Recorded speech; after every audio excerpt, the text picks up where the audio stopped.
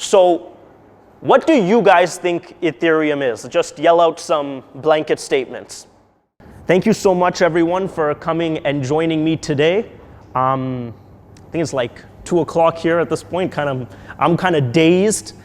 For those of you guys that know, I've been sick for the past couple of days, so I'm not really like fully in tune. And typically, I'm not also in tune with time cycles because I work pretty obnoxious hours. So I'm going to start off by giving you guys a background about myself, very quick background, a background about how I got introduced to this space, and then we're going to go into what I like to call the inception of the blockchain or the inception of Ethereum, and then we'll go straight through this PowerPoint presentation, which is a more technical, under the hood look at what Ethereum is. So before I get started, you got some housekeeping rules. Do we turn off phones? No, they have phones. Oh, everyone has, okay, perfect, good. Number 2, I speak really fast, and maybe you've already picked up, I'm not from here, so my accent's kind of strange. So I apologize for that already. If I need to repeat something, let me know, I will repeat it. Apart from that, we'll have a fun old time for today. Who is familiar with Ethereum? 1, 2, 3, 4. Who has developed something on Ethereum? You. Fantastic. Have you run it on LiveNet? No, just testnet? Okay. And did you do that just at home by yourself or at school? At home. Who has heard about Bitcoin? Who has played around with a cryptocurrency wallet? One person. Who is a first-year student? Wow, lots of first-year students. All computer science? Who's a second-year student? Shout out to the second years, you guys are getting through school. Who's a third-year student? And who's fourth year? Fourth year. And there's only 4 years, right? Still? Good. You're third year. And all of you attend this university, is that correct? Fantastic, fantastic. So that gives me a good gauging on the room, because I think that will give us a lot of color as we go through this introduction. So, background on myself. I hate when speakers just keep talking about themselves, so I'm going to keep this really quick. My name is Shorupan. I was born in Toronto, Canada, which is like a cold country, very far away. My parents were actually born not too far from here, and they migrated there. And so I was born there. In 2017, I started Canada's first cryptocurrency bank. I know that sounds pretty crazy from here, but there it made a lot of sense. There was a lot of people who wanted to go between Canadian dollars and Bitcoin, and so we provided an institution for them to do that. That became called Invest Bank. You can go find it at investbank.com. The really novel idea that we had was that everyone at the time was building digital wallets. Typically, that's what you do because cryptocurrency is a digital currency. So I thought I was really smart, and I wanted to build a physical branch for a digital currency. And so I built the world's first physical cryptocurrency bank in Toronto and London, and that kind of became very popular. So I will show you guys a quick video of what that looks like, just because there's nothing like this in the whole world. And it seems to be enticing to people. Well, it has a lot less dramatic impact without the sound, but as you can see, this is like an ICICI branch or a Barclays branch, and we have these across Canada. And when I started it, it was a really novel idea because no one thought that you needed something like this for crypto, but it became quite useful actually.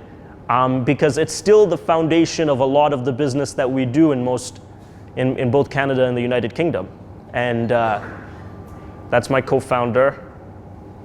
It's a good friend of mine. I think I'm in one of these pictures somewhere, looking really interesting.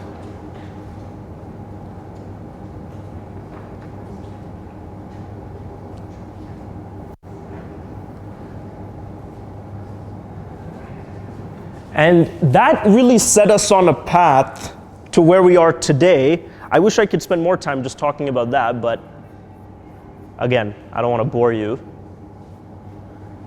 Beautiful. Along with that, in 2018, as the introduction leader said, we launched the Invest Group, which became like a private equity fund that invested in cryptocurrency companies. So we took our banking infrastructure and really wanted to invest in as many companies as possible in the crypto space across the world. And so at this point, we have like 29 companies in our portfolio. And I came to India in August of 2018 to Jaynagar, which is where I still reside. And I built a research and development facility, which there's lots of videos on YouTube. You can go look at it later. It's called Invest Campus. That's actually where all of these guys work. And that's almost a 100-person R&D facility for the leading software development done in the blockchain space for all of the companies across the world that we've invested into. We have a production studio, we have a training academy, we have software house. And that's really becoming a very fun part of our business. And that's where I spend most of my time. That's where I'm coming from right now. And so what we realized as we started to scale out our operations is that there is not enough people graduating with knowledge about the blockchain or how to develop on important protocols such as Ethereum. And so this is not just a trend that happens here in India, but it's a trend that happens globally. Typically, universities adjust slowly to new technologies, and that affects the career paths of many of their students, because if you are leaving school unequipped to face cutting edge technologies, then you're probably going to take a job working on a legacy technology that's going to be out of use very soon, like .NET or something along those lines. And what we wanted to do is formulate an academy, not just here, actually we started in Toronto, that would work with universities to provide certifications in blockchain technology for engineers that want to develop that cadence. And so we call that Invest Labs. You can go to investlabs.com and check it out. That's a training academy that we've developed online and offline for the education of blockchain. And we've partnered with multiple universities in Canada, the United Kingdom, the United States, and now in India to propagate these courses. And our main course is a certified Ethereum developer certification, which is comprised of 3 different courses: an introduction to JavaScript, a certified Ethereum developer level 1, and a certified Ethereum developer level 2. That's almost a 112-hour course. It's very intense. It's taught by 3 different instructors. You have like electives, super intense stuff. And our first one, I think, is launching for India at the beginning of November. Today, I'm doing a workshop for this university, as I'm doing across the country, just to introduce the idea of Ethereum. Because so many of you have never heard about it or just heard about it.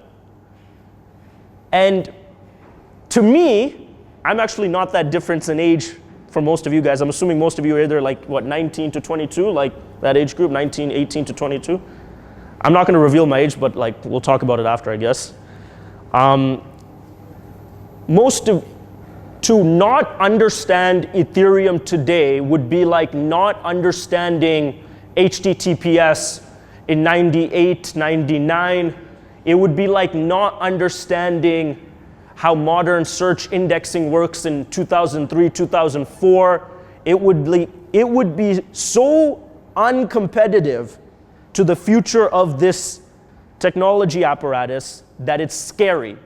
And so today, what I want you guys to leave with is what makes this technology special. As developers, it's very easy to get caught in the low-level languages, right? You're learning about C++, you're learning about C++, and you're thinking, how does this communicate with the metal? How am I gonna, program this certain application stack? And we miss out on what it is that we're trying to accomplish. And I think the blockchain, and Ethereum specifically, forces developers like you guys to think about what it is that you're trying to accomplish with your code. I think It's one of the most marvelous inventions of the last 200 years, what the blockchain has done, and it empowers you, not just as future developers for other companies or institutions, but as people that now can take your code and deliver it on a decentralized network that is virtually unstoppable. We'll talk about all of that. But really, that's my objective today, is to make sure you guys leave today and Google the shit out of everything that I told you. If I accomplish that much, then it's mission accomplished. At any given point, if you have questions, please save them until the end. I will address all of them. If I can't address them because of time or something, email me. I will make sure to address all of them. Call me, whatever it is, we'll make sure we get through all of it. I just want to make sure that we deliver the significance of what it is that we're here to talk about, because this is very important stuff. So without further ado, let's rock and roll. Let's get straight into what is Ethereum.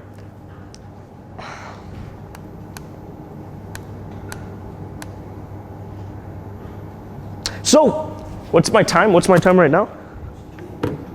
2:09. Okay, cool. I like to spend, usually when I do this, it's been a long time since I did one of these. It's been like at least 2 months.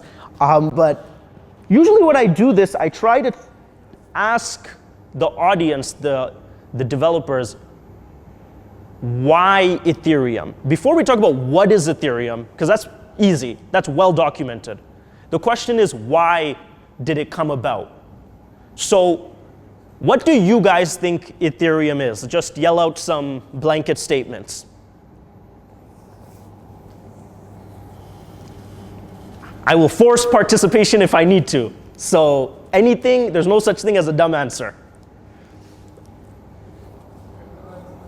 Cryptocurrency. That is true. It is indeed a cryptocurrency. Anything else?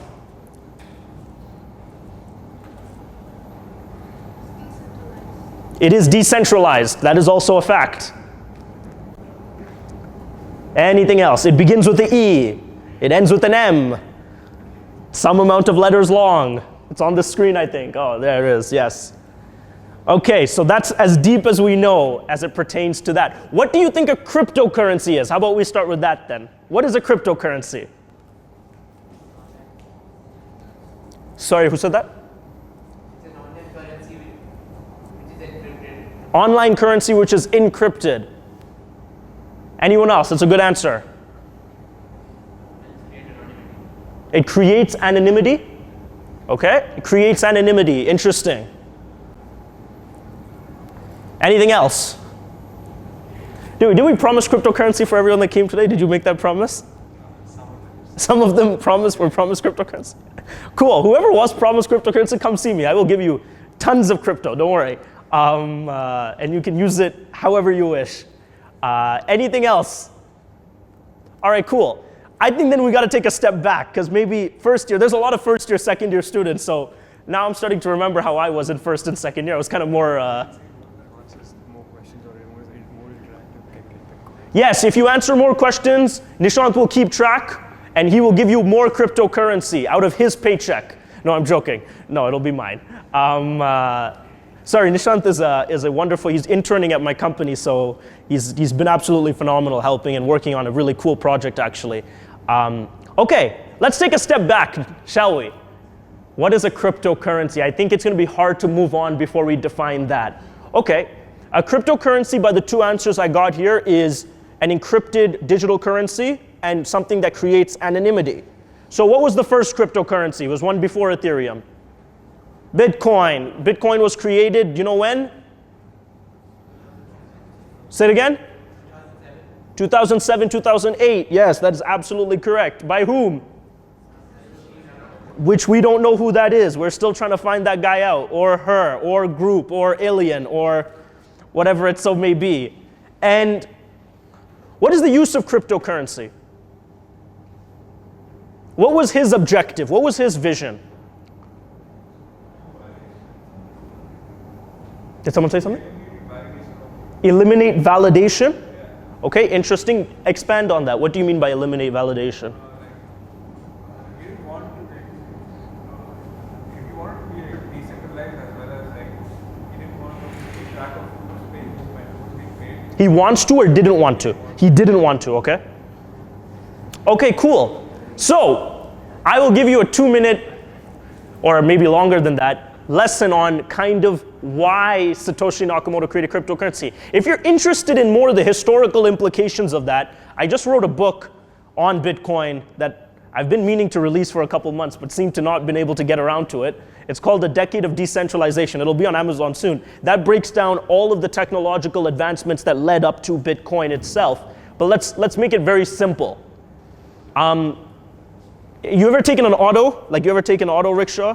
Okay, cool. Now the auto rickshaw guys are using like Google Pay and stuff, right? But once upon a time, they didn't have Google Pay, so you'd only been able to pay them cash, right? So don't you think it would be very weird? Like, when you used an auto, doesn't matter if you're a girl, boy, fat, skinny, poor, white, you just got out of the auto and you paid him the cash and he took it. Okay, that's how the world ran for the better half of 700, 800 years on these stores of value that were made of paper or were made of some representation of paper. Now, the good thing about paper money is that paper money doesn't involve the validation of a central party upon transaction. So, if I take out 100 rupees and I give it to you, nobody needed to know that I gave it to her. Does that make sense? Now, there had to be some government to print it, so the point of issuance is still centralized. If you look at the database architecture of a fiat currency, the point of issuance is still centralized, but the point of transaction is highly decentralized. Does that make sense? Now, come 2000, and the internet starts to emerge, and you can't do that on the internet. You can't just take out 100 rupees and give someone 100 rupees. Because fundamentally, bits, which is what you program into a computer, are abundant resources. Rupees are not abundant resources. That's what makes them valuable. Does that make sense? If you have an email, you can send that to 1 million people. It's not going to cost you anything. You can't send that same rupee to 1 million people. That will cost you a lot of money. And so how the world solved that problem was by creating highly centralized points of transaction. Visa, MasterCard, Facebook, PayPal, Google Pay. I mean, these are newer ones, but then all of these became central points of transaction. So if I wanted to give her the same 100 rupees on the internet, Google or Facebook or Visa or MasterCard or Rupa, PhonePe, someone has to validate. They have to watch that. Does that make sense? So the real computer science question that Satoshi Nakamoto solved is, how do you subvert the double spend problem when it comes to the distribution of bits? In other words, how do you make bits scarce?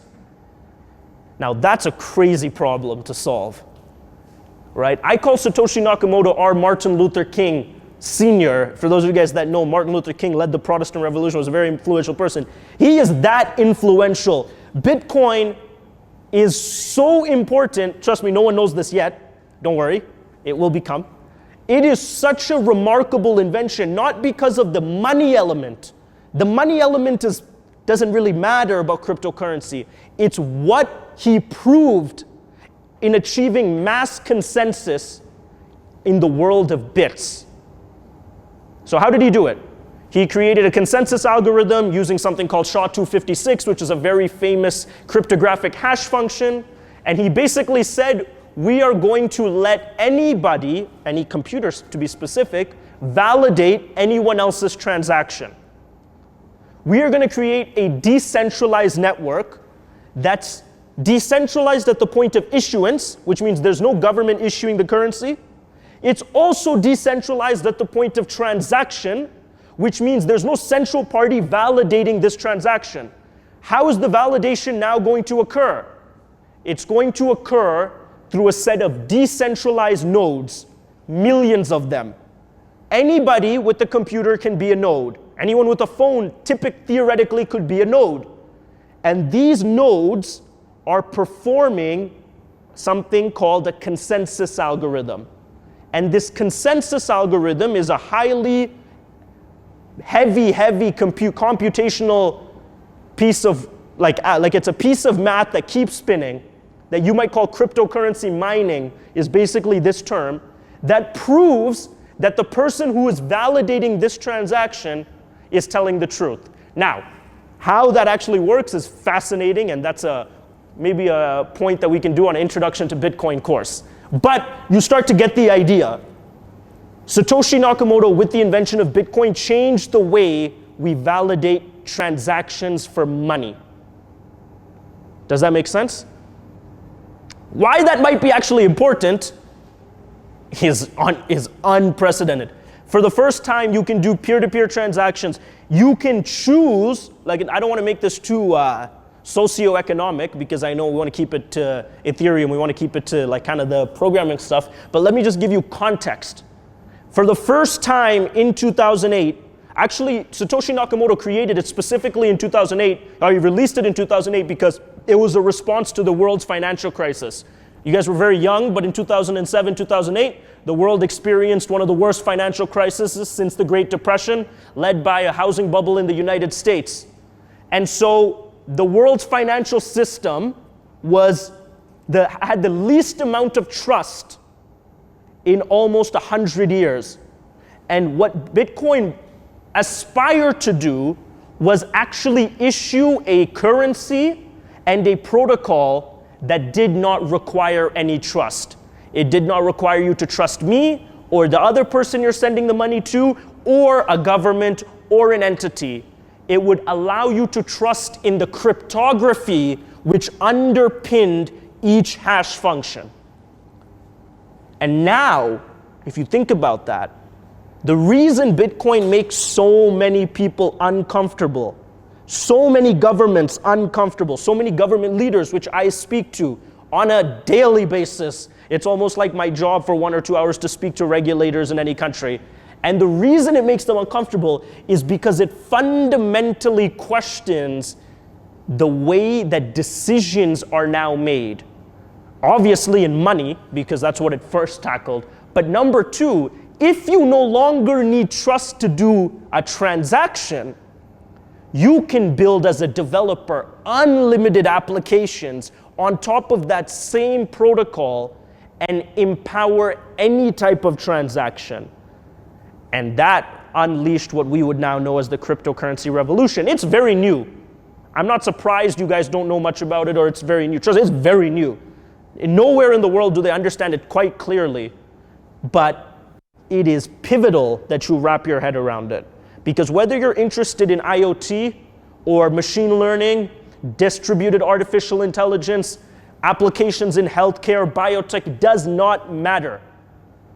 Ethereum and the principles upon which Ethereum are formatted will underpin every single one of those industries without a question. I'll give you those use cases after.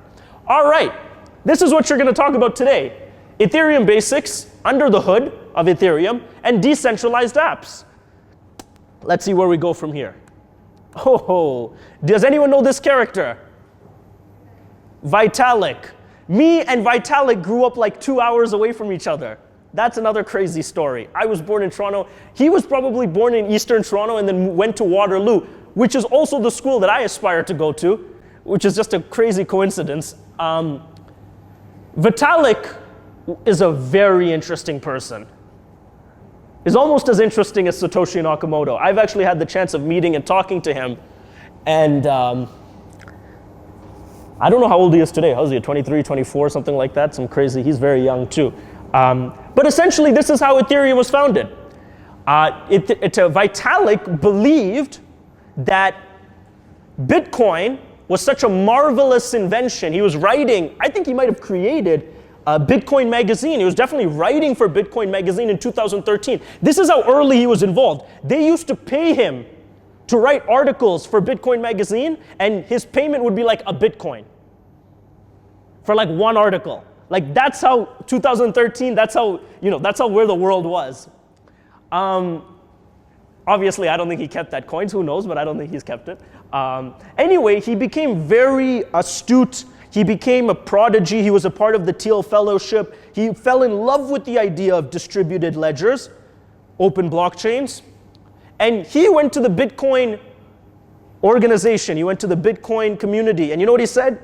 Guys, we need to develop a general purpose programming language for Bitcoin. Bitcoin is not general purpose. It is not Turing complete. Bitcoin has a very specific purpose, has very specific application sets, has extraordinarily stringent security measures, because it's only meant for one thing: secure, immutable transactions. They're slow, they're expensive, but they are the most secure and immutable transactions ever created. For the last 10 years, 11 years almost, the heartbeat of Bitcoin has been going off without a single downtime, without a single hack. Every bank, major bank in the world, has experienced security vulnerabilities. Every federal currency has experienced vulnerabilities. That doesn't mean Bitcoin hasn't fluctuated. It means the underlying protocol, the system, the computer system it is running on has gone off flawlessly. To do that without a company, without a government, without a central party, without organization is remarkable. Anyway, Vitalik, being young and ambitious, said, you guys have to create a general purpose programming language so that we can build scripting applications, run scripting applications. We can take Bitcoin and look at what it did for transactions. We can do it for everything. That was his idea. What I don't talk about in this presentation is kind of old, so I apologize. I will deviate off of it a lot. Vitalik wanted to create a vending machine for the blockchain. What I mean by that is Bitcoin is not a vending machine, if you conceptualize that. Bitcoin is like an auntie who can only serve one thing. Like you go and she'll give you like some masala and she'll give you that every day. Vitalik said we should be able to script the blockchain, overlay it, write whatever applications we want, and deploy it ourselves. And that type of vending machine blockchain just kept running through his head. And you know what the Bitcoin community said? Yeah, right. There's no chance we're changing Bitcoin. Now we know it as Bitcoin Core. At that time, they still called it Bitcoin. There's no chance. And what do you know? You're some 22-year-old kid. And Vitalik said, you know what?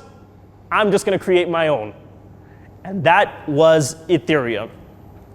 And Ethereum was definitely launched in 2013. And this is really the timeline of Ether. The idea is like 2013 October. He did the world's first crowd ICO in 2014. The Ethereum Foundation, which is the non-for-profit that's set up in Switzerland to kind of monitor the Ethereum network and make sure that the developers are all working toward common goals, were set up in September 2014. The first release of Ethereum, or what we would now know as mainnet, was 2015, and then the official release that went into production was about 2016. So it's actually a pretty reasonable development timeline for such a big project. What I don't think Vitalik understood at the time is how many people were thinking like him. Computer scientists, leading cryptographers into this open source project was incredible. And over this 3 years, they made history. I mean, it's just unbelievable what they accomplished. To build out what now is Ethereum is just truly remarkable. So, what are the key concepts that we need to understand? Cryptography, I think everyone here has more or less an understanding of how cryptography functions, definitely in the context of a blockchain. We have what a blockchain is. That's pretty simple stuff. I'll go over that again. And smart contracts. Smart contracts are the main result of what Ethereum has created using this general purpose programming language. So, these are very fundamental aspects of Ethereum and some other blockchains. You have hash functions. Hash functions more or less are the foundation of any blockchain because they are what allow any type of decentralized validation in something that we would call proof of work. Proof of work is that same type of consensus algorithm which validates that I did some work. It's a very funny idea if you look at it from hindsight. Basically, it proves that I did something without knowing what I did, but you would know if it was right. that in itself is also a remarkable accomplishment of computer science, but logically speaking, it's a very funny idea. But it is the underpinning of all Bitcoin, and to this day, Ethereum. You have symmetric functions, asymmetric functions. Oh, I have asymmetric functions twice on this sheet. Forgive me. So, cryptography, let's go into hash functions. So, Bitcoin uses the most popular hash function known to man, which most banks, governments, and almost any online infrastructure uses, which is SHA-256, which is a very complicated hash function, which has umpteen amounts of results when you try to hash it, and is virtually impossible to break, which is why everyone uses it. And it's quite well tested, quite well documented, and like I said, has so much literature that supports its validity that, of course, Bitcoin, which is espousing to be the most secure cryptocurrency, is trying to use it. Ethereum, on the other hand, tried to use this KEKAK 256, which is similar to SHA-3, but has some slight deviations, which you guys don't need to understand for the purpose of this course, but already what it should show you is that Ethereum from day one, from architecture planning, was not trying to be like Bitcoin.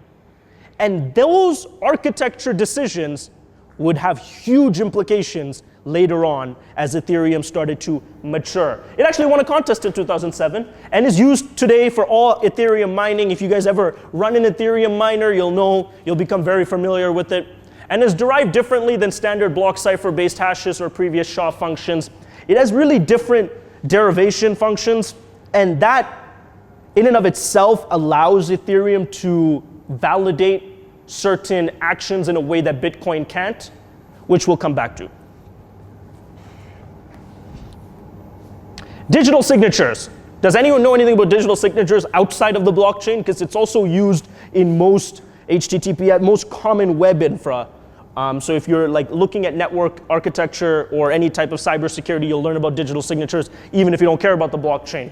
So realistically, they're the same use case cryptographic method, ECDSA, as Bitcoin. So Ethereum didn't want to deviate too much away from the creation of digital signatures that Bitcoin really perfected. And the underpinning of all Bitcoin's success is the ability to issue these public-private keys, which is rooted deeply in this incredible cryptographic method.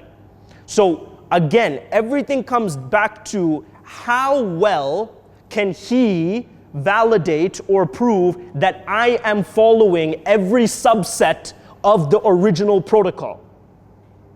That is what a blockchain allows. A blockchain is a way for any of you to prove that I'm playing by the rules. Whether it's Ethereum has its own set of rules, let's say it's cricket, Bitcoin has its own set of rules, it's like basketball, Neo has its own set, Litecoin has its own set, and the beauty of the way that the cryptographic schemes are written is it allows any of you to validate my participation. And then the economic incentives, really the only cryptocurrency element of a blockchain is the incentive management. And once you can have a mechanism of validation, how do you incentivize good behavior? That is what Satoshi Nakamoto created Bitcoin, the currency, for. That is what then Ether, gas, these are all derivations of that. Signed messages can be verified using the signer's public key. Hashes are signed in Ethereum, not the data itself. So really the big key here is that the signing of the public key validates my participation in this transaction, not anything else, not a third party, not multiple third parties overlooking the transaction, but my signature, my digital signature that I imprinted on the public key of this transaction, which later then would go on the Ethereum blockchain. So the fundamental idea of a blockchain is that it's a distributed database. This is actually a very honest representation of what's going on. Blockchain purists, and I'm definitely to some degree a blockchain purist, have the issue, or I think the fault, of always saying a blockchain is the best or a blockchain is always necessary. In fact, that is not true. Blockchains as a database architecture is not always necessary. Actually, for a lot of things, they suck, as it shows here. the advantages of a blockchain is that it's highly secure. That is incorrect. It is not highly secure. It is virtually impenetrable if done correctly. If done correctly. It is transparent, meaning anybody can download the node, anybody can check every single thing on it. And it's immutable. In the way that immutability is validated is also remarkable. The disadvantages, scaling and performance. In other words, it's slow and expensive. So why would anyone ever want to use a database that's slow and expensive? Only if the information that they plan on putting on it, paramount is security. Paramount is immutability. Now, just to do a thought experiment, what information would qualify into that category? It's not everything. For example, my Facebook likes, I don't really care if they're that secure. Like, Facebook doesn't need to put all of its data on the blockchain. I think that would be, too expensive, too costly, and too slow for my liking. So that's not really that important information. But there are some pieces of information that I own, pieces of data, that immutability for sure is paramount. What do you guys think that would be?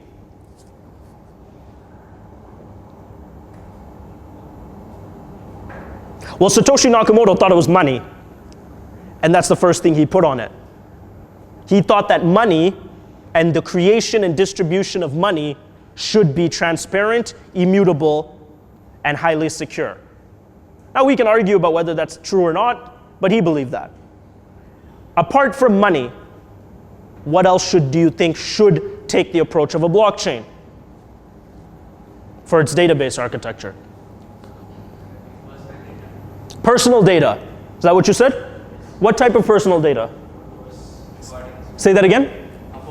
Photos, recordings.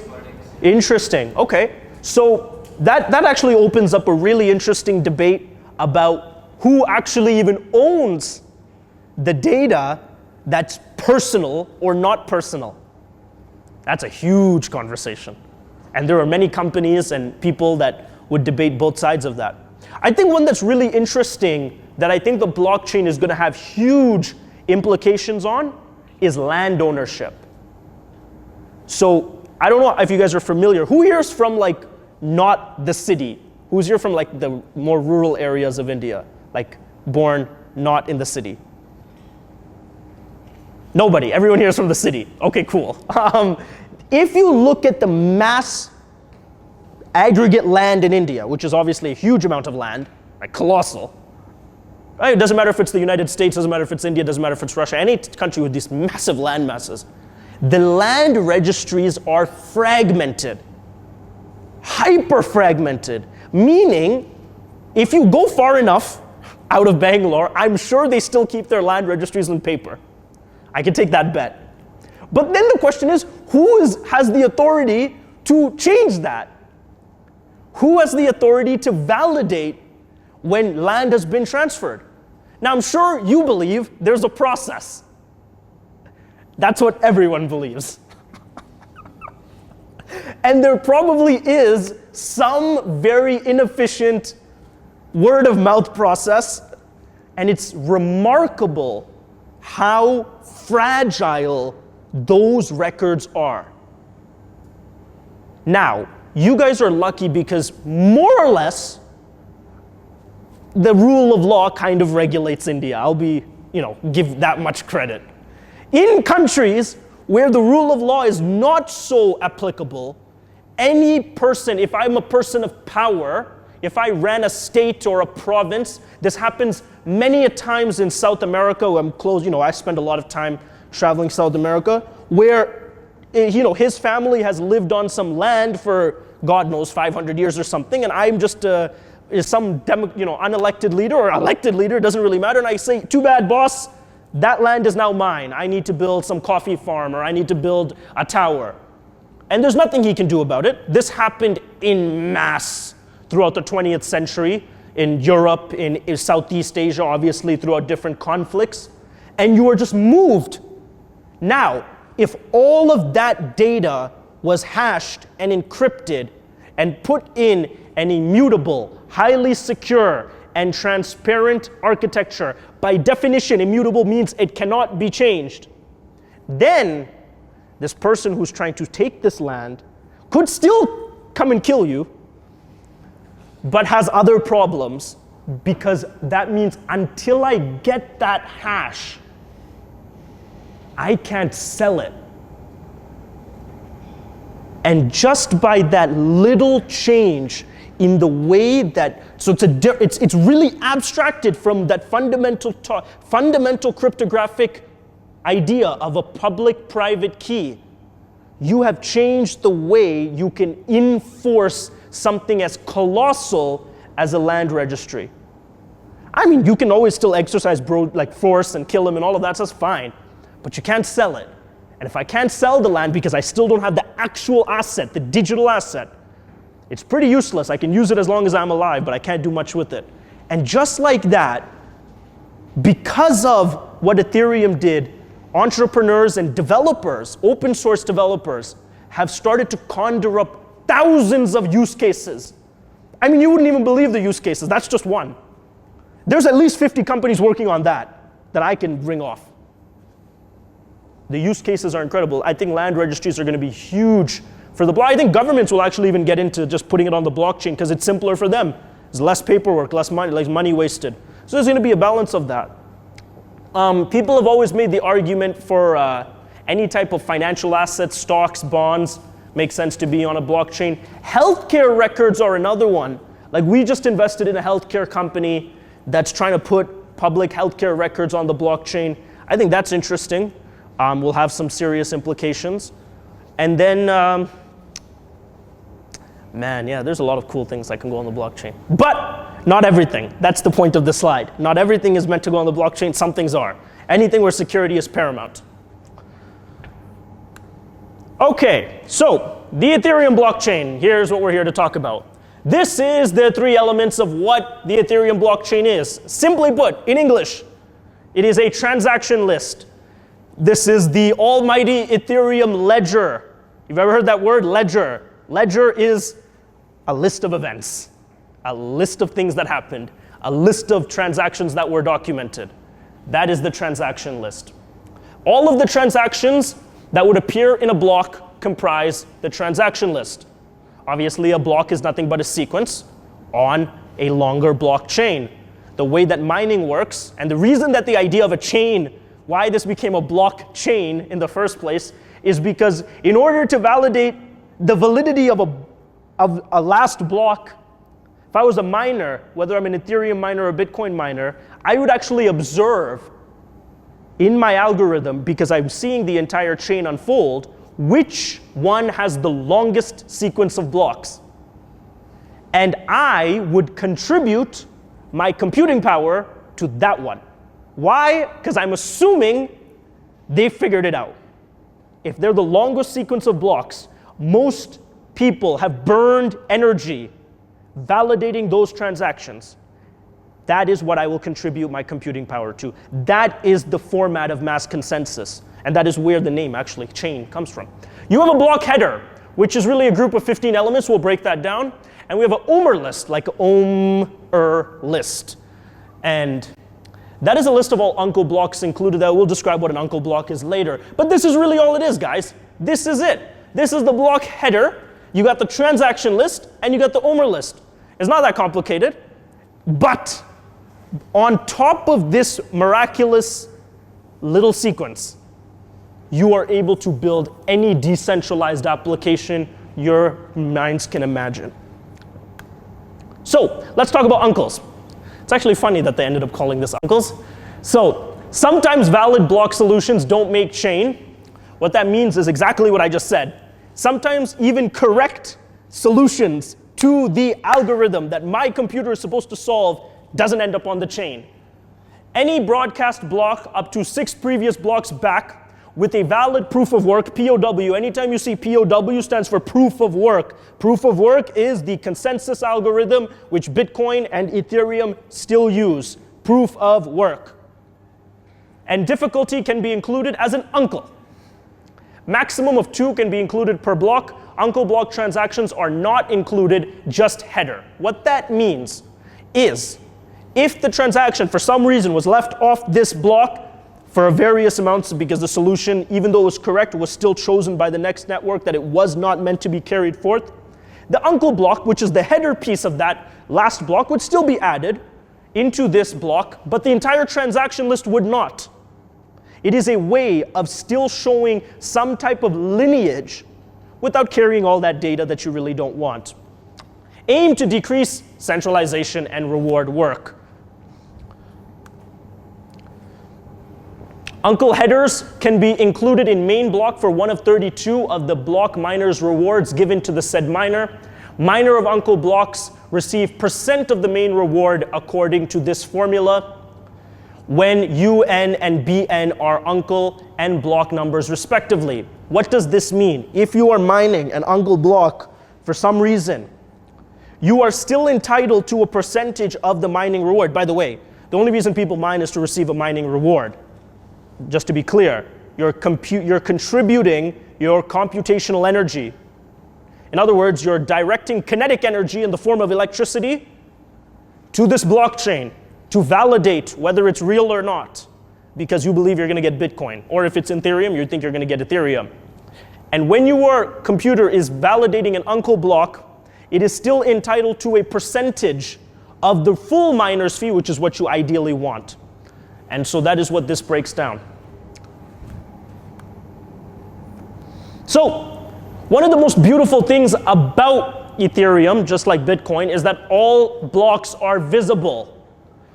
If you go to this website, etherscan.io, and I believe it's the same website if you go to etherscan.com, etherscan.com is like a heartbeat, like a pulse of the Ethereum network. Every single transaction, every block, every hash, every coin that's ever moved is on Etherscan. It's quite beautiful, and if you ever just want to stare at a bunch of numbers being cryptographically hashed, that is where you go. In other words, this is the transparency that we are talking about. And so it's just like Bitcoin. If you go to blockexplorer.com, you'd be able to visualize Bitcoins. Ethereum is etherscan.com. Blocks have different structure than Bitcoin, as we already mentioned, for Ethereum. So, blocks faster than Bitcoin and reward is different. What was one of Vitalik's goals, or not just Vitalik, the whole Ethereum Foundation's goals? Man, Bitcoin is slow. That is one of their problems. There's no way we can build a general purpose compute scripting language, a general purpose programming language. There's no way we can run multiple layers of decentralized applications when it's this slow and this expensive. So we got to speed this up. We got to make this more efficient. We got to organize our blockchain in a way that doesn't require so much energy. And that is what they did. Every 12 seconds, a block, well, this is every 12 seconds is the difference between a Bitcoin reward and an Ethereum one. And 5 ETH was the main reward for ETH and miners can make a bit more by including uncle blocks, which is, remember, adding the small percentage. Really what you're going after is that 5 ETH. When Ethereum started, 5 ETH was like a couple cents. If you was mining in December of 2017, 5 ETH would have been $5,000, and I think today 5 ETH is like $1,000. So it changes obviously depending on the price, but the price is usually a representation of how many people are fighting over that mining reward at that given time anyway. So, the reason blocks are faster is it uses the ETH hash mining algorithm, which is different than Bitcoin's. It helps mitigate ASIC and GPU advantages and involves smart contract execution. Difficulty is adjusted every blocks, not every 2 weeks. This is an important identifier for the uncle blocks. So, one of the things, again, that Ethereum is very hell-bent on is actually mitigating what ended up, I call, the mining wars. So for those of you guys that don't know, this is a really interesting topic to go research. Like, because mining Bitcoin became so profitable, and I mean like stupidly profitable, like some of my friends that started mining companies in 2016, I mean, it was dumb. It was crazy what type of revenues they would have pulled in.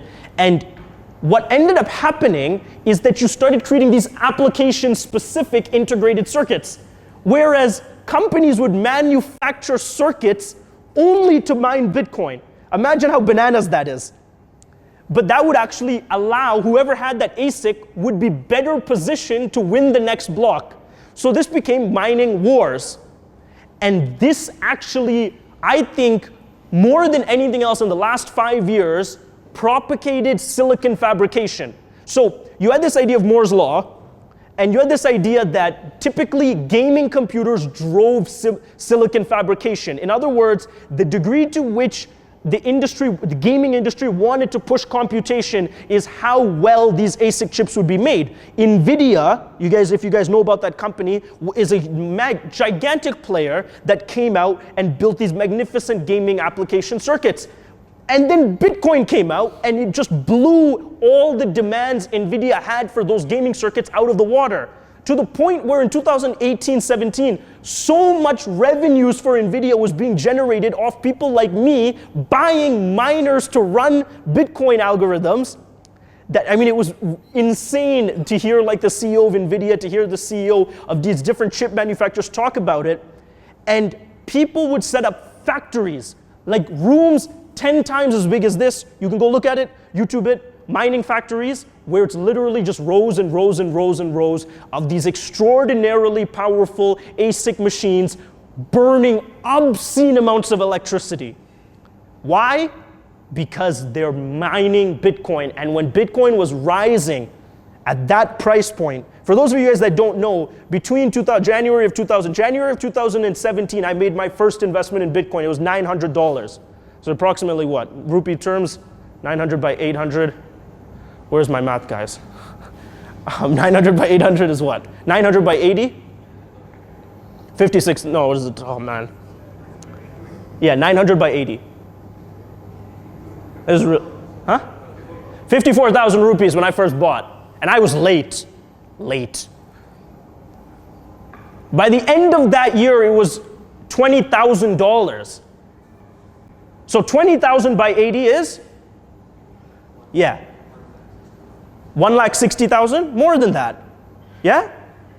1,60,000 per coin. No, man, it's more than that. For sure it's more than that. Today it's more than that. Say it again? 60? 16 lakhs. That's what I said, sorry, 16 lakhs, correct, that's the number.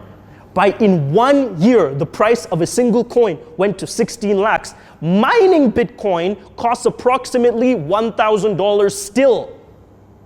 Does that make sense? So that price didn't change that much. It got a little bit more expensive. The equipment got way more expensive because imagine NVIDIA releases some obscure chip and within 2 seconds it's all sold out because there's these mining wars.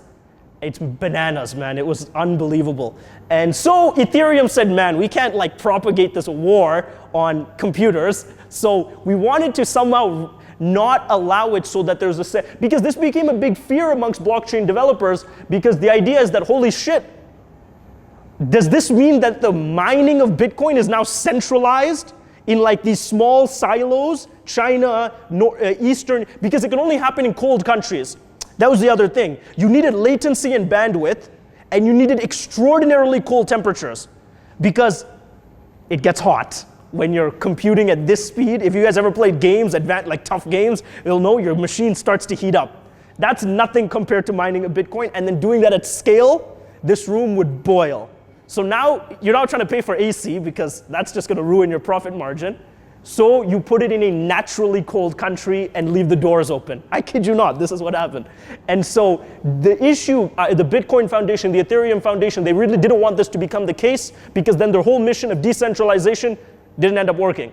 So Ethereum really tried to solve this and foresaw it by trying to mitigate some of the advantages of actually centralizing a lot of this computing power.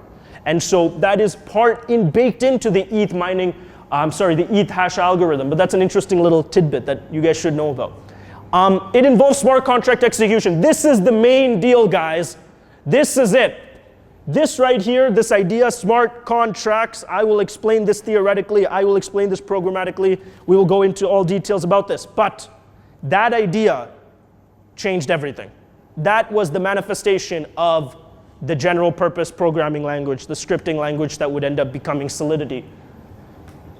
Oh, and I mean, Ethereum, one of the other fascinating things about Ethereum's consensus algorithm was that it adjusted for difficulty every block. I mean, Bitcoins did that much less frequently. Just 2 weeks. I mean, Ethereum really dynamically captured what it meant to continue to deliver decentralization by adjusting that block, the difficulty to mine a block, whereas Bitcoin's response to mining difficulty would be delayed at least 2 weeks. So the key differences. Blocks keep track of balances, not unspent transaction outputs like BTC. The other words, the big thing in Ethereum is this idea of state. How do you ensure state? State is like the current status the application embodies itself in. In other words, Ethereum is very concerned with figuring out what is the balance at a given point. That will become very important in smart contracts, because smart contracts are all about validating the now. Bitcoin is all about validating, as it says, the unspent, because what was Satoshi Nakamoto's big problem? The double spend problem. Ethereum didn't care too much about the double spend problem. Obviously, it was a big deal for them too, but they said, well, Bitcoin figured that out. We got to figure out a different problem, which is the problem of computational state in a distributed ledger. Merkle-Patricia trees used. They have 3 branches compared to the Merkle trees. I'm sure you guys in some form have learned about what a Merkle tree is, which is a very commonly used, especially in Bitcoin became the standard, the two branch tree. And then this is now the big thing in the Ethereum. If you start following Ethereum today, like you start reading about the news, you're gonna, for the last 2 years, you've been hearing about this. Ethereum will transition from proof of work to proof of stake. Dun, dun, dun, dun. So what does this mean? This is huge if it actually works. It's colossal. Bitcoin is obviously famous for validating and proving proof of work. Ethereum and some other blockchains believe that proof of work is a waste of energy because you incentivize crazy people to build huge mining factories that just does nothing but burn electricity. Why shall we not redirect that energy and not make it so futile and run the algorithm through something called proof of stake, POS, which is a different type of consensus algorithm, which instead of making me decrypt the hash functions by solving very extraordinarily complex problems, in other words, burning my computational power, requires me to stake or commit or invest, whatever you want to call it, Ethereum. So let's look at the 2 frameworks. Bitcoin is saying, and even Ethereum today is still proof of work. They haven't transitioned because it's not easy. But Bitcoin today and forever until now has said, in order to validate a node, in order to be a Bitcoin miner, you must prove that you solved this math problem.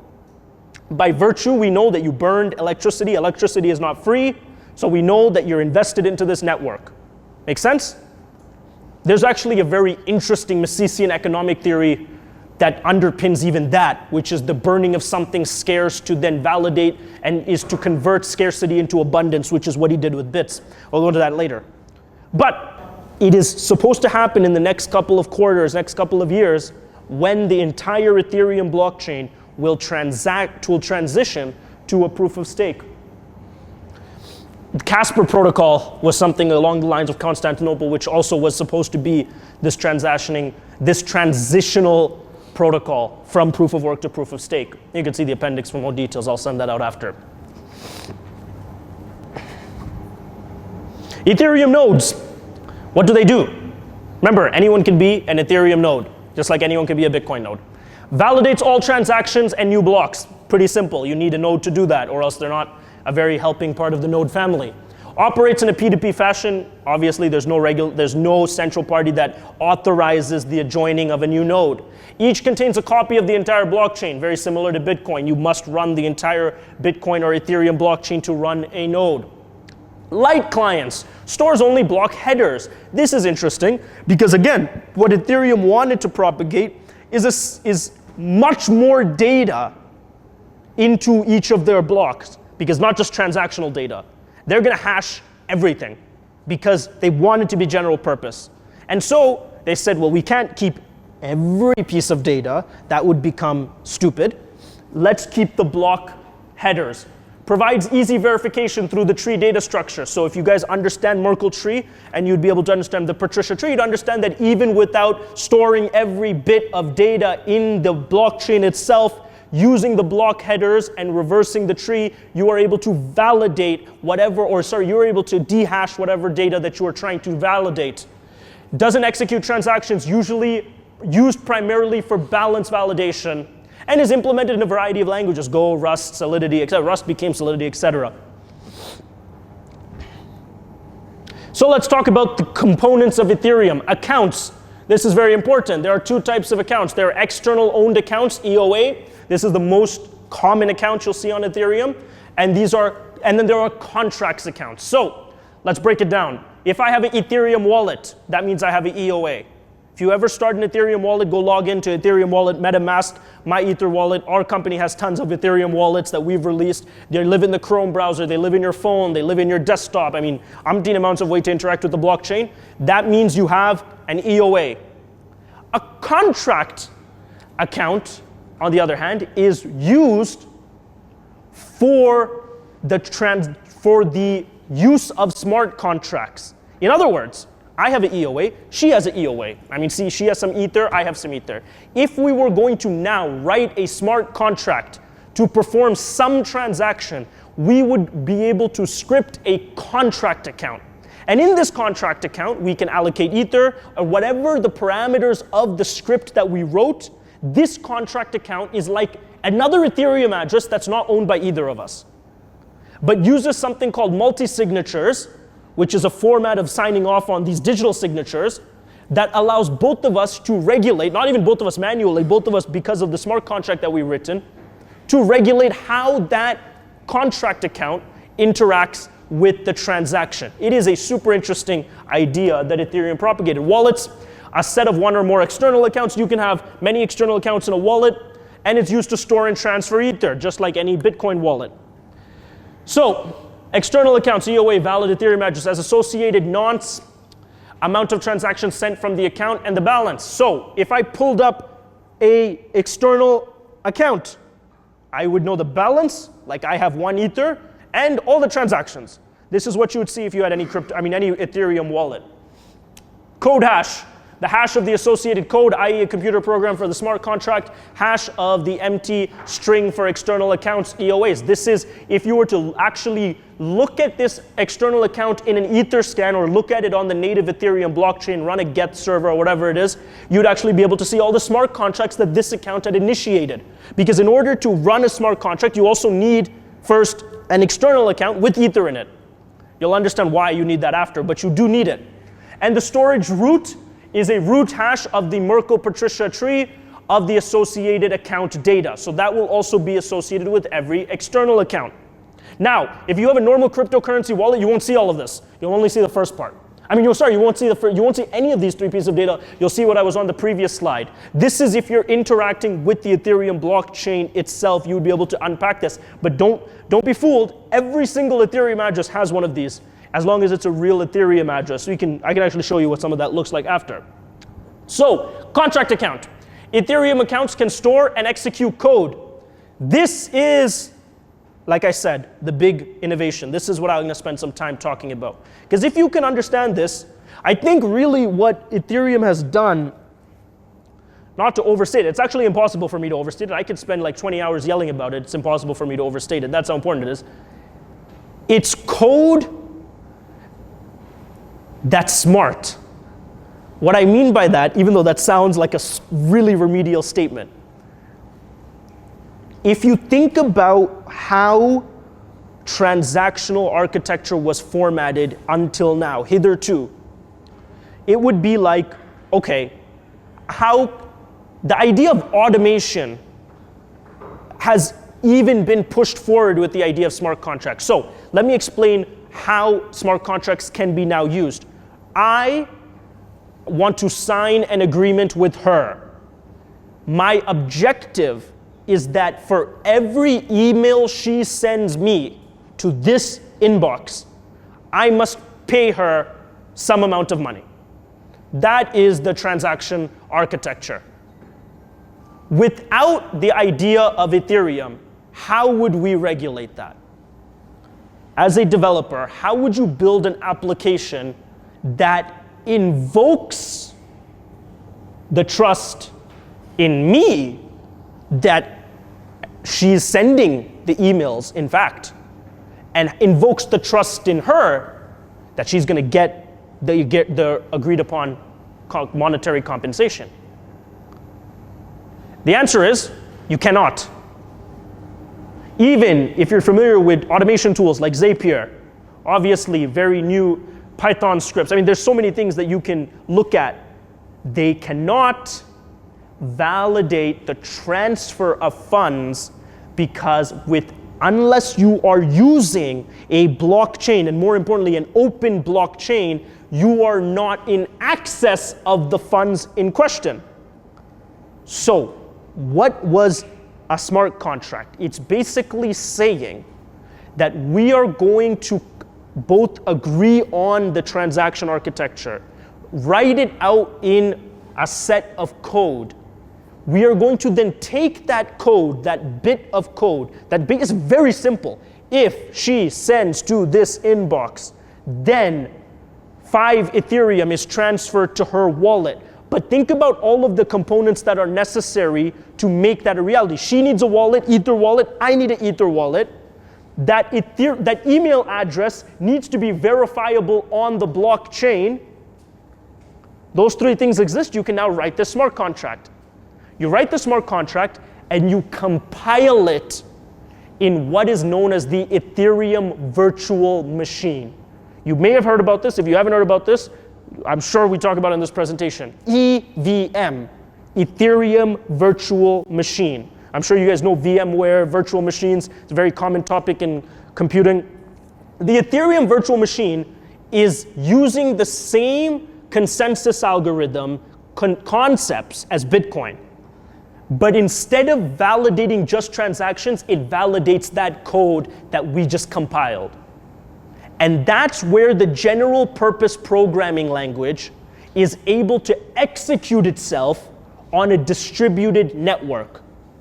In other words, you can write any line of code, any code set you want, and have it immutably executed on the Ethereum virtual machine by all of the Ethereum miners all over the world using the same consensus algorithm that it uses for everything else. Now, you've unlocked the power of Ethereum to do anything. And that is what is, like, this contract account becomes so important. That is what smart contracts are. So, Ethereum's accounts can store and execute code. That's what I just explained. Has an associated nonce and balance, because obviously in order for us to engage in this contract, we need balances. Code hash, a hash of the associated account code. Storage root contains Merkle tree of the associated storage data. So you have your externally owned account, which is typically associated with the wallet, has the Ether balance, initiates the contract account. And then you have the contract account, which has all the code that's written and is going to be compiled and run on the mainnet of Ethereum to be validated forever. And the only thing you need to do that is have Ethereum in your main account. In other words, this is distributed computing, not just distributed money. Distributed computing, when you say an Ethereum application is unstoppable, immutable, for good or bad, for better or for worse, nobody can stop it once you put it on the Ethereum network.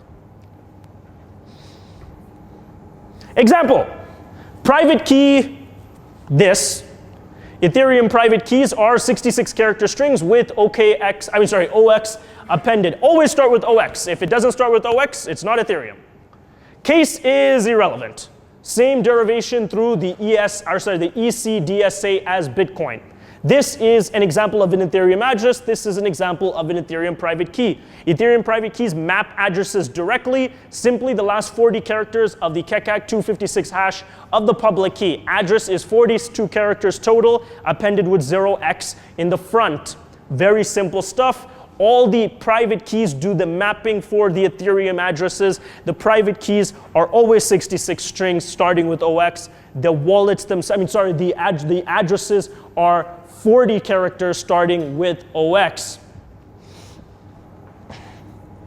Transactions. A request to modify the state of the blockchain can run code, contracts which change the global state. Contrasts only balance updates in Bitcoins. This again shows you the transactional nature of Ethereum. Every transaction you put on the Ethereum blockchain is a request to modify the state of the previous block. You are updating the balance. You are updating the result of the previously compiled code on the EVM, on the Ethereum virtual machine. It can run code, it can run contracts. It is signed by the originating account. If I'm the one executing the transaction, if I'm the one proposing the smart contract, my public key signs off on that contract, on my EOA, from my EOA. Type, send value from one account to another, create smart contracts, execute smart contracts. These are the three things you can do in an Ethereum transaction. Obviously, within these three things are an umpteen amount of possibilities, millions to be exact. Ether denominations. This is kind of where people get confused. I'm going to try to explain this as simply as possible, but it's not, don't get gung-ho on this because it's not going to kill you if you don't understand. So there's a couple different names for Ether.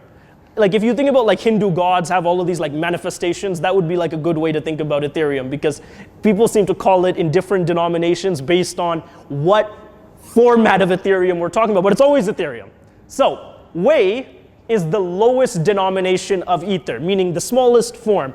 A Bitcoin is a Bitcoin, and then a Satoshi is the smallest integer, so the smallest amount that a Bitcoin can break down into. Same thing with Wei. It's named after Wei Dai, the author of B-Money paper. It's a good paper that you should read if you have time, 1998, many core concepts used in Bitcoin. That is a Wei. So it's very small. Szabo is the next denomination named after Nick Szabo, who was a very prominent cryptographer whose philosophies influence Bitcoin, Ethereum, and so many other things. And that becomes the second smallest denomination, as you can see. And then Finney is the second highest denomination after Hal Finney, and then received its first transaction from Satoshi Nakamoto. And then the cryptocurrency that you all know is Ether, which is actually a very large denomination of Wei. However you want to look at it, you can either say Ether is the largest denomination of Wei or Wei is the smallest denomination of Ether. But these are the different ways that people, and especially when you're talking in the micro-transactional world of Ethereum smart contracts and you're looking at different transactional architectures, Wei is actually what you speak in. A lot of the fees that are required to run your smart contracts on the EVM are paid for in Wei, because if you had to pay for them in Ether, no one would be able to afford to run any of these transactions. So Wei is the way that you want to actually pay for your fees because it keeps things quite cheap. Smart contracts, executable code, Turing complete. Does everyone in here understand what that means? Turing complete. No? Okay, you should really go learn what that means, Turing complete, because that is the fundamental philosophy of any of these general purpose applications, these operating systems. The way that Ethereum was constructed was to be Turing complete. In other words, if you look at your phone, that is any Android phone is a Turing complete device. It is unlimited in the amount of things you can do on that Android phone. You can program it to do virtually anything. That is the same programmability, programmable money is what Vitalik called it in his white paper, and that is what it means to be Turing complete, named after, obviously, very famous mathematician Alan Turing. So, it functions like an external account. Like I said, just like an external account, it functions a contract account. It holds funds. It can hold funds on behalf of two people that haven't agreed on something yet, or have agreed on something. It can interact with other accounts and smart contracts, and it can contain code. And it can be called through transactions. I mean, this is really interesting. You can set up unlimited amount of contracts accounts to manage your smart contracts. These contract accounts could hold unlimited amounts of money. Trust me, today, there's a currency called MakerDAO. Maker, M-A-K-E-R-D-A-I, named after like this DAI. And it is a smart contract built completely off Ethereum, which holds in the smart contract 5% of all Ethereum. So put that in perspective, that is some, I don't know, today's market cap, $20 million, $30 million. And that was just written on top of Ethereum. There's a really interesting use case for MakerDAO. It provides a stable coin for Ethereum. But that's how big these things can come. You're talking about holding hundreds of millions of dollars in a couple lines of code that's just run on top of the Ethereum virtual machine. The way that these propagate is utterly remarkable. Code execution. So this is what I was talking about earlier. The Ethereum virtual machine becomes the execution platform for all smart contracts, all transactions, everything that is needed to happen to update the balances and/or states on the Ethereum network. Every node contains a VM similar to Java, called the Ethereum virtual machine, compiles code from a high-level language to bytecode. It is de-abstracting what is written by you guys. It is taking whatever programming language, like we said, Go, Rust, now Solidity, and bringing it to the machine, the Ethereum level. Now, used to be a machine sits in a server in your house. It then went from that to sitting in Amazon storage. That's what Amazon Web Services is. Amazon Web Service, Google Web Service, whatever it is. Now it's sitting on all of your computers.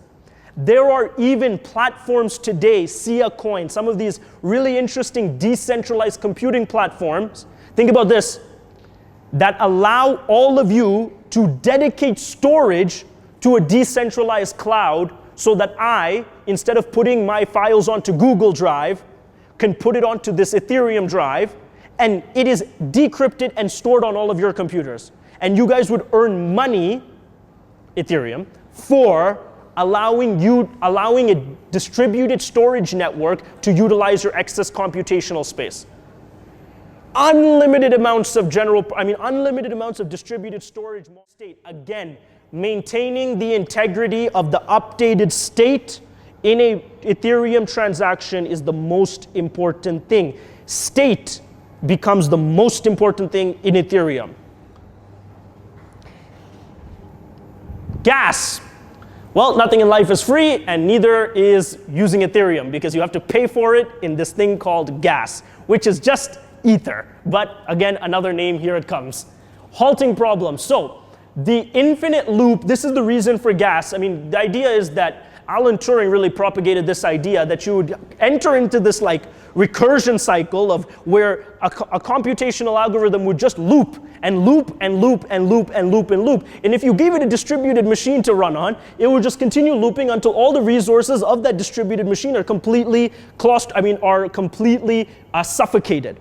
Meaning, how do you prevent a smart contract that I wrote for her and me to transact on this email transaction, not just to keep running forever and ever and ever and waste all the precious computing resources? That is why they created gas. So, cannot tell when a program will run or when it will run infinitely from compiled code. The solution: whenever there's unlimited traffic, you charge a toll. Charge a fee per computational step to limit infinite loops and stop flawed code from executing. In other words, it costs to use the Ethereum network. It is not free because you have to pay the miners. You have to keep this network incentivized. In order to keep it secure, you must make sure that everyone is on the same page. So when I wrote that smart contract that allows me and her to transact without any trust, me and her need to have a tiny bit of gas, Ethereum, to actually allow this transaction. And every time we use it, we're not using it manually. Every time it actually runs a smart contract, it is burning gas. It is costing us money. That is what gas is. Every transaction needs to specify an estimate of the amount of gas it will spend. For example, if me and her feel that we need this transaction validated immediately, then we would say that we're willing to pay more gas. You could write that into the Solidity contract. If we didn't care, we're willing to wait a couple hours, days, then we would not specify and we would have a lower gas fee. When we built our first decentralized wallet at Invest, we made a cool little interface that actually allowed you to create talk with the chat bot where you set your gas fee by shooting the shit with him. Like you tell him you're in a rush and he would tell you what the gas fee should be. and you tell him what you're trying to do with the money, and he would tell you what the gas fee should be. And that's really a good way to think about it, is that a gas fee, you are getting to propose and bid, hey, Ethereum virtual machine, do my transaction first, I'm in a rush. And that's how the gas would regulate it. It essentially measures how much one is willing to spend in a transaction.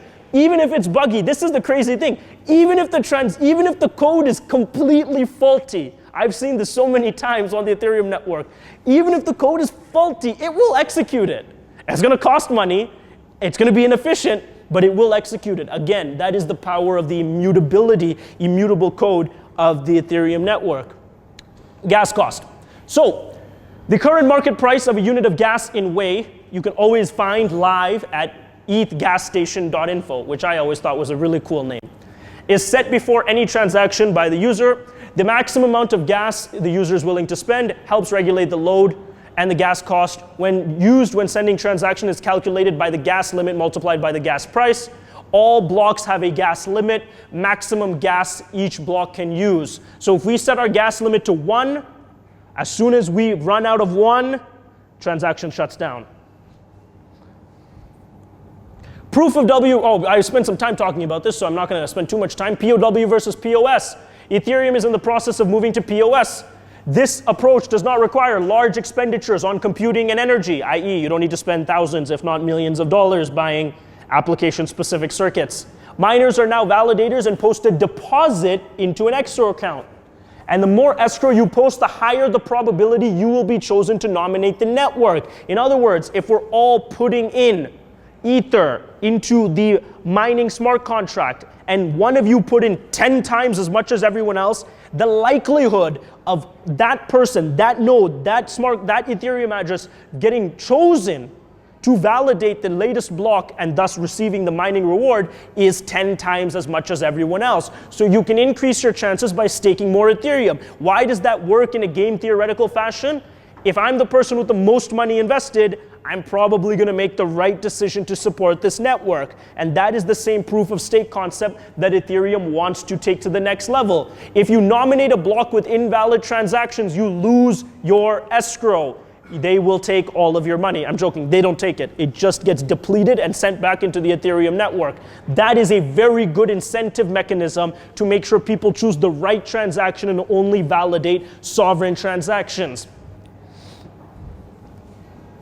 Ethereum is so one issue with this approach is that those who have the most Ethereum will be able to get even more. So the rich get richer. That's the common issue with these type of consensus algorithms. This leads to centralization eventually. On the other hand, it reduces the chance of the 51% attack and allows for a near instant transaction approval. This protocol is called Casper, and this will be a hard fork. There's two important words in there. Number one, centralization.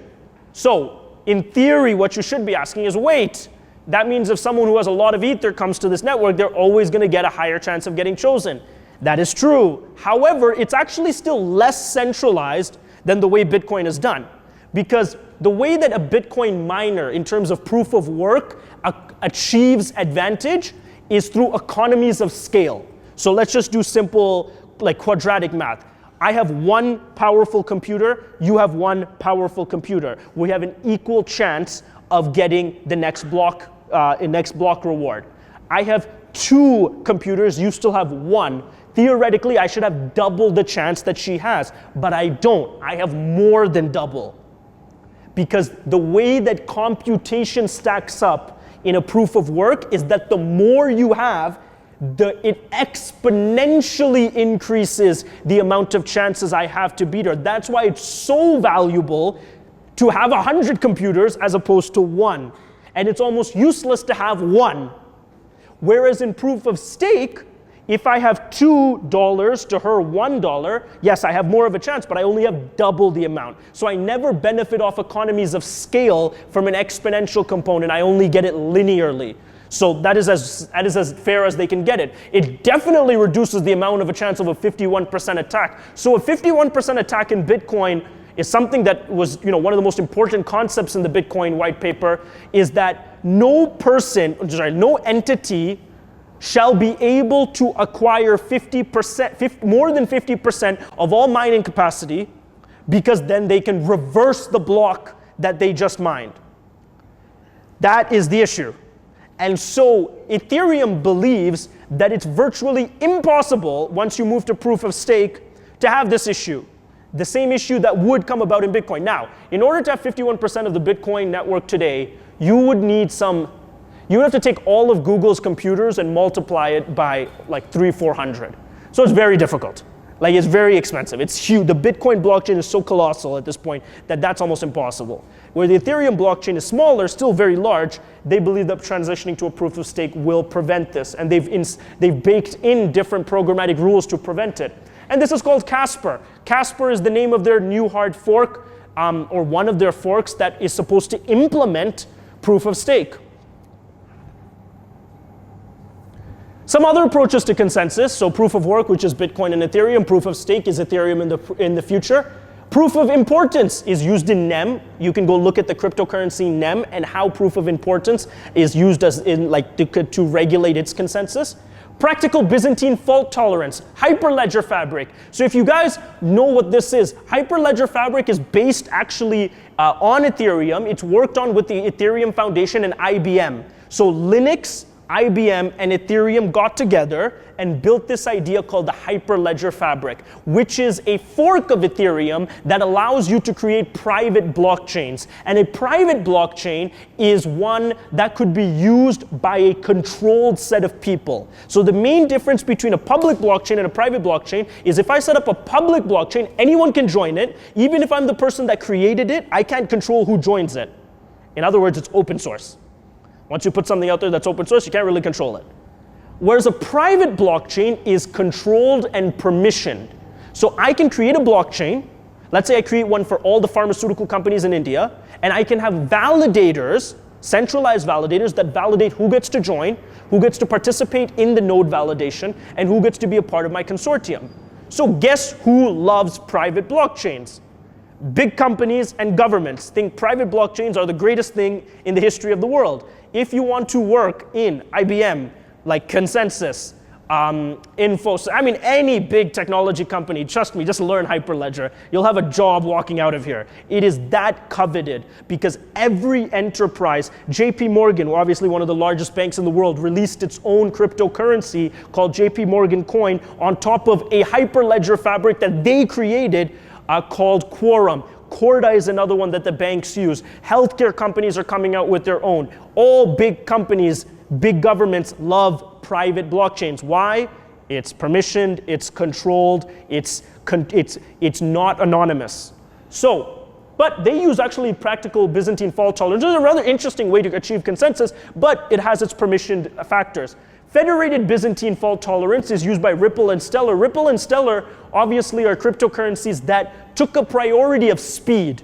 All Ripple and Stellar cared about is speed, speed, speed. If I send money, I should get it as fast as Google Pay. It should be the fastest transaction on the planet Earth. And in order to do that, you actually did need to solve the Byzantine problem. And in order for them to solve it, they created FBFT, which I cannot explain right now, but you can go into great detail. What underpins Ripple is now being used by Western Union, by a lot of big banks, to actually create this kind of new age SWIFT network that would allow you to create lightning fast transactions.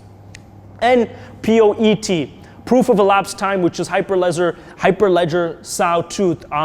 There's a couple more that are not on here. There is Neo or EOS, I think, which has the biggest one, which is some form of a proof of stake, but they have these super validator nodes which act as kind of like super regulators on top of the EOS network. So there are many variations in architecture designs to constructing a blockchain. Obviously, proof of work is still king. Proof of stake seems to be the more reasonable ones. The top two are the decentralized ones. Then it gets ever more centralized as we come down.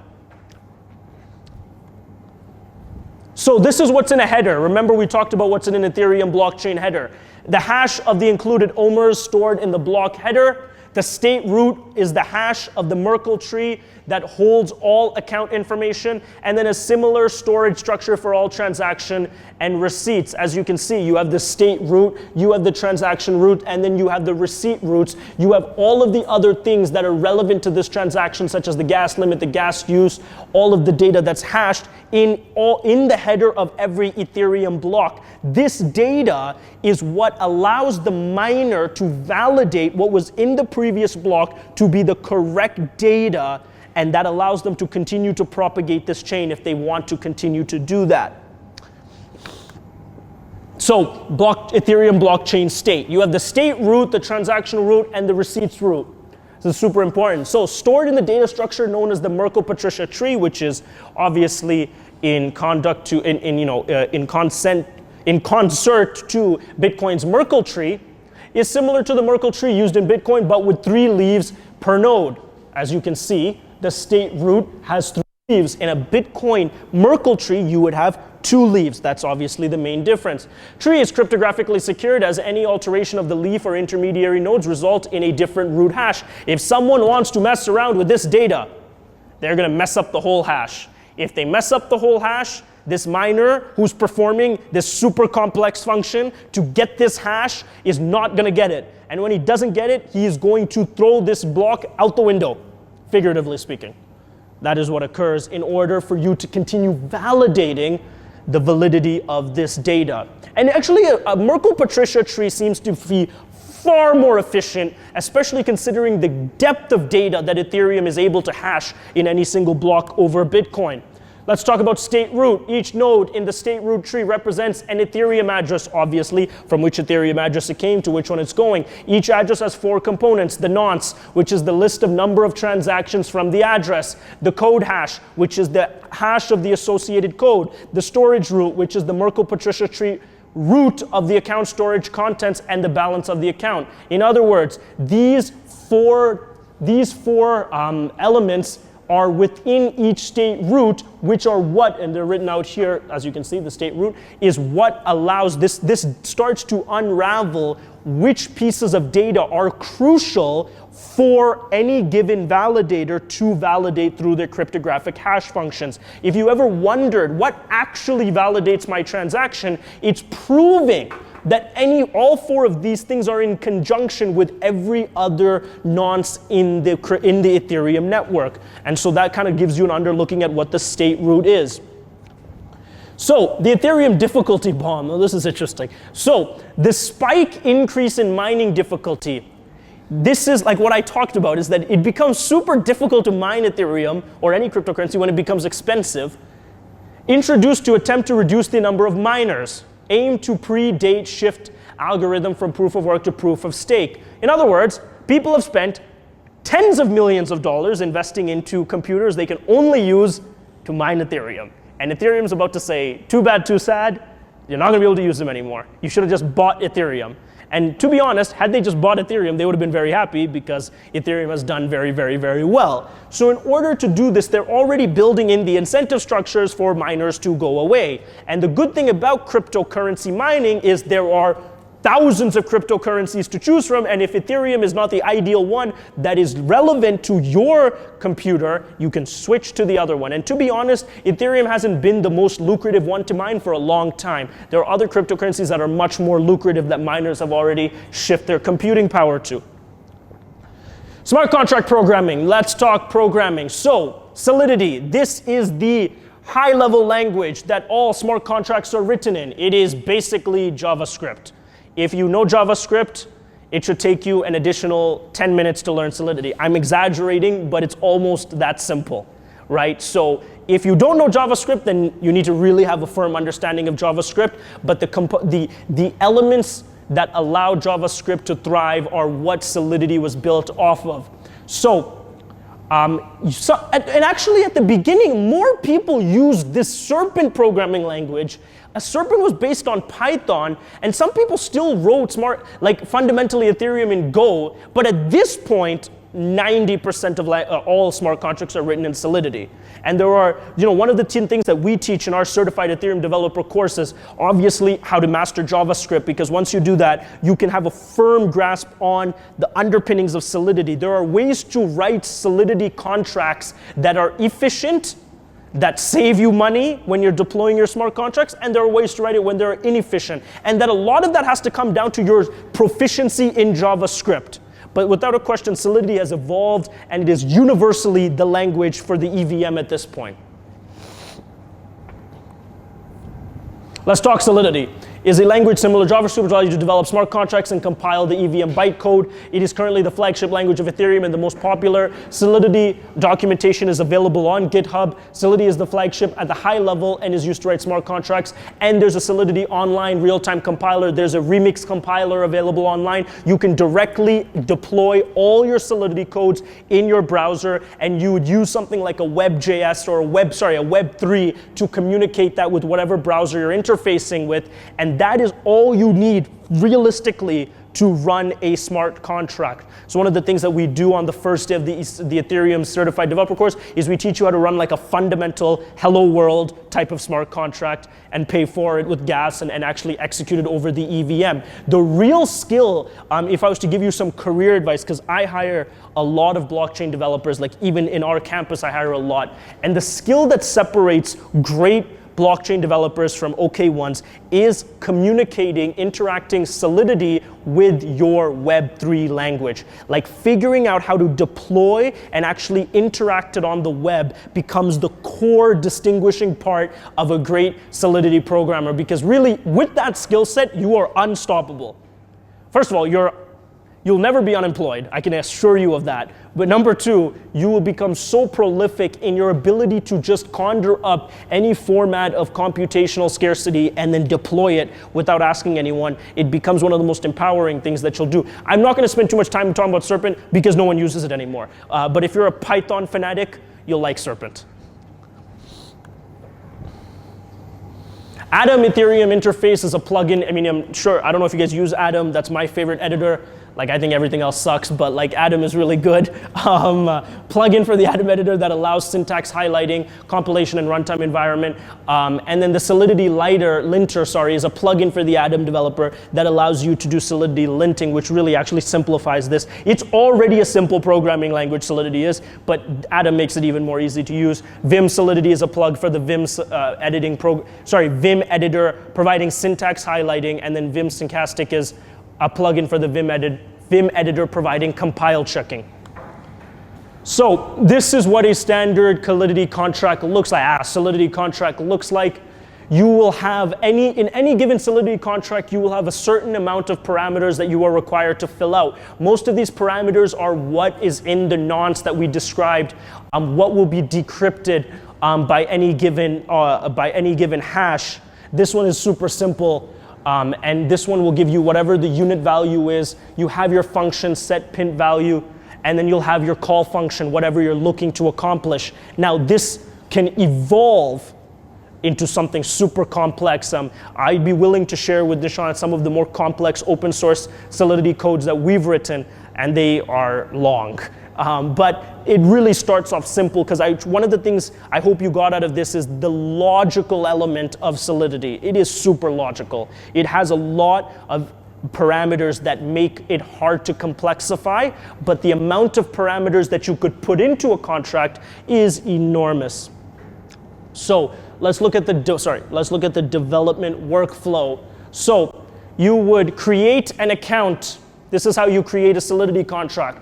You create an account because you need an Ethereum account. You can do that by going to MetaMask or My Ether wallet or any of the open source wallets. You would fund that account. If you don't have real Ether, you can fund it with testnet Ether. Testnet Ether is like fake Ethereum for the purpose of testing your DApp. You would then develop whatever Solidity contract that you're trying to run, whatever your logic is, whatever you're trying to accomplish, you would write out in the Solidity programming language. You can onboard additional users, you can create new accounts. These are all things you can do at the point of development. You would compile it in something like a remix compiler or whatever you're using at the time for your online compiling. You would sign it with the public key of the account that you created, and then you would test it on the testnet and let the Ethereum network validate it on the next block. If that seems to work for you, then you can bring it back and continue to develop it. And at any given point, you can switch from testnet. This is one of the great things about Ethereum. You can switch from testnet, where you're obviously using fake Ether, not costing you any money, and it's not actually being deployed on the Ethereum mainnet, to running it on the mainnet. But that's a really simple and actually very streamlined workflow for developers. So, programmatically talking, we're talking Go, Python, C++, JavaScript, Haskell. Haskell's not used much anymore, but Haskell ended up being very important in another cryptocurrency called Cardano, which actually I was reading today is taking off. Tools, myetherwallet.com, MetaMask, Test RPC. Those are the three big ones. MyEther wallet and MetaMask dominate the open source Ethereum wallet space. So you have this idea of a faucet in an Ethereum wallet which allow you to get test Ethereum. You can get unlimited test Ethereum, and with this test Ethereum, now you have the ability to run and deploy your test smart contracts. If you want, you can get it from your friends, they say. So you can also get real Ethereum from your friends if they're willing to depart with it for the purpose of your test. Or you can get it from exchanges if you want to buy it.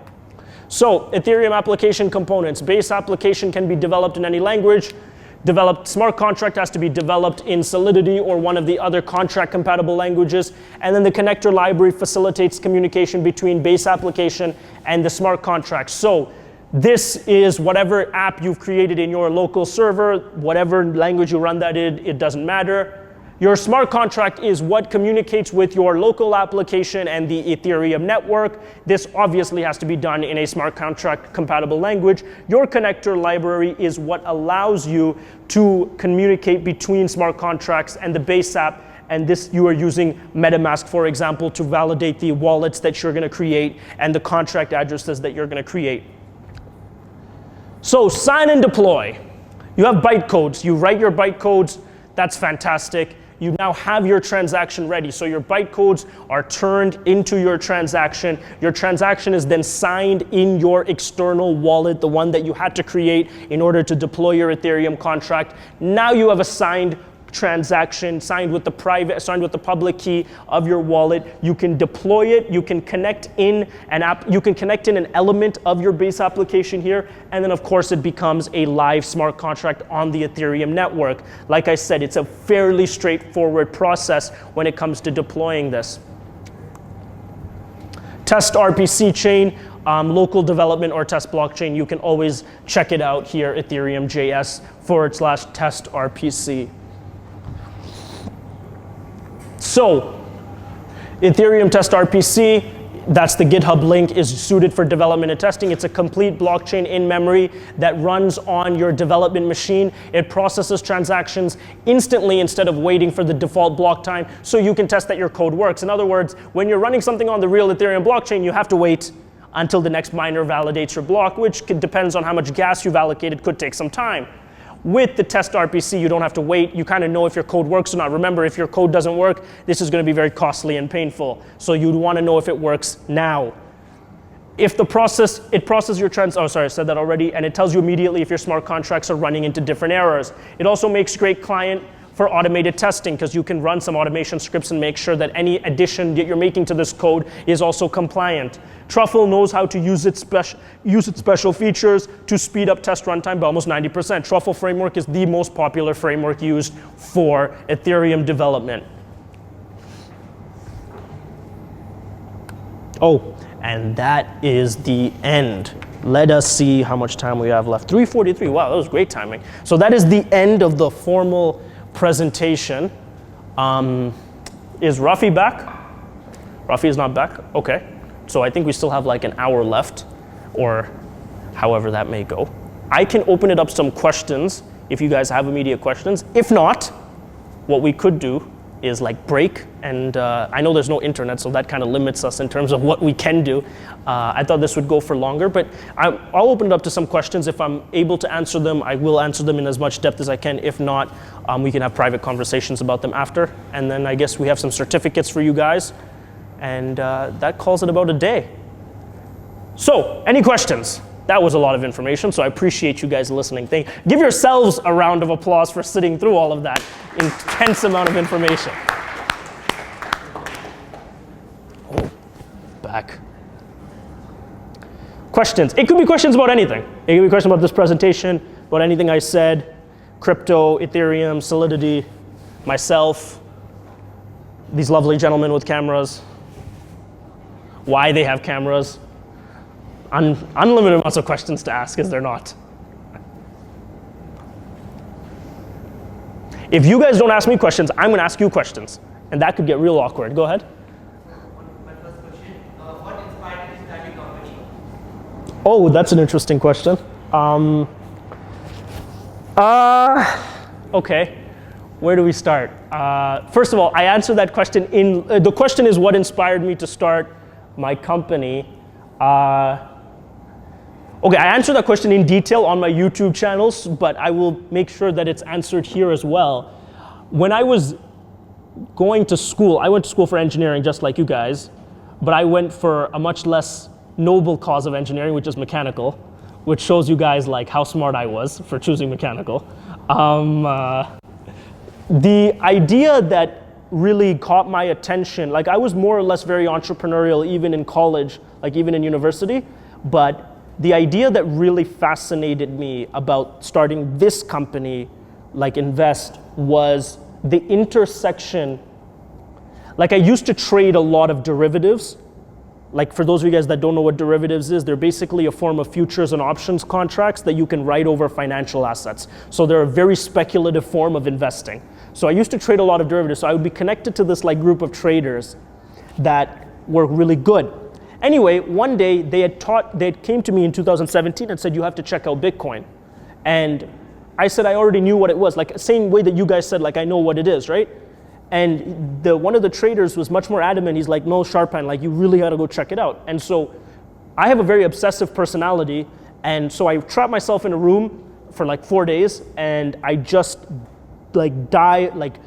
ripped apart everything I can find on Bitcoin. And I think I came out of that room a couple days later and said, I never want to do anything that doesn't involve cryptocurrencies again, because the intersection of computer science and finance is such a tremendous secular trend that you cannot afford to miss it, and being anywhere near it will mean that you are so much more advanced than everyone else.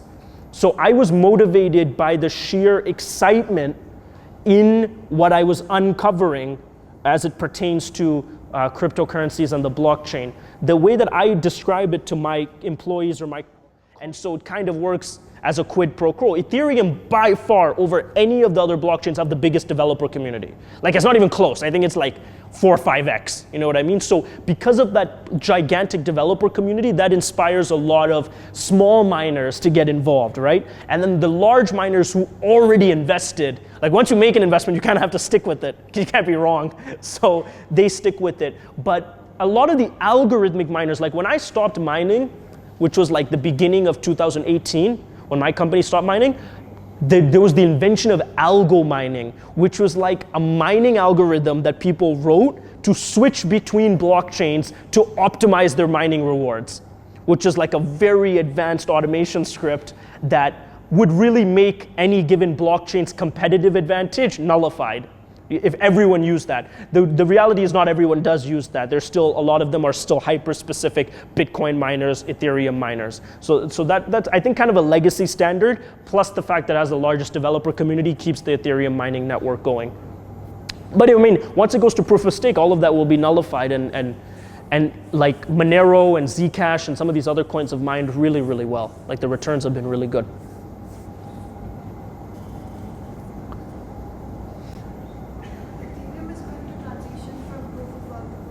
Yeah. So how are they going to do it? Because it's not a small change. No, it's a massive change. Well, that's the big question. Like, there's no clear-cut answer. And like, to be honest, Vitalik said that they were going to do it in 2018. So like the most important, powerful people in Ethereum thought it would be done by now, and it's not done.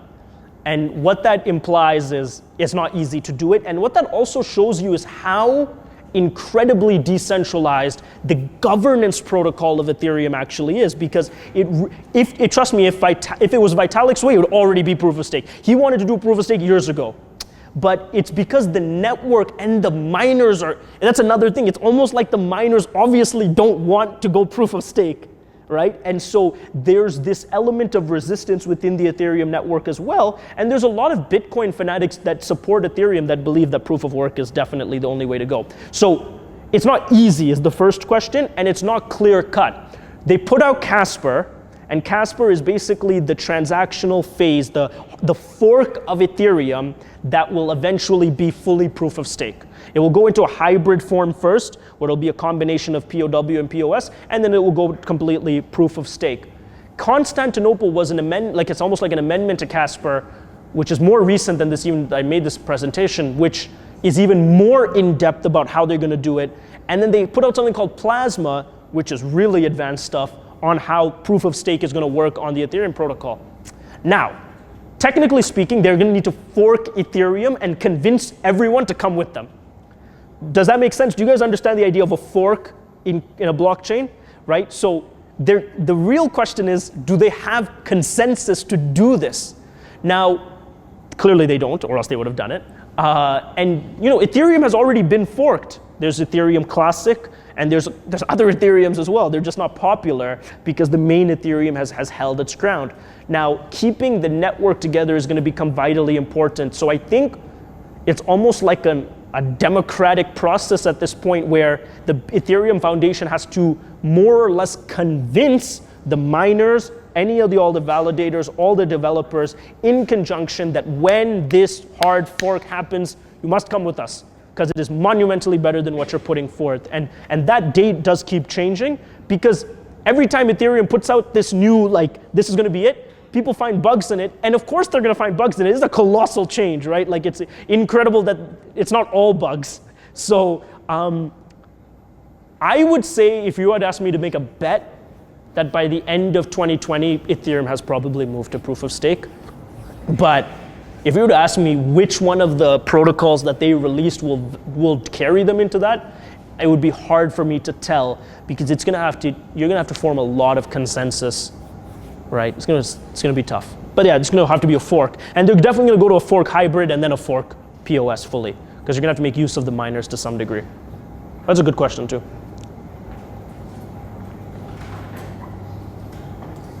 Oof. Any other questions?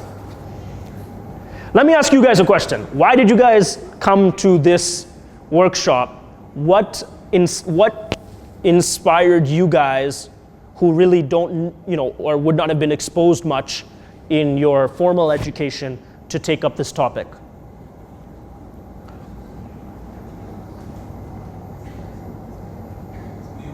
Say that again. It's very recent. So you like new things? Okay, cool. Any other good answers? Or did you guys just stumble in here and forget to leave?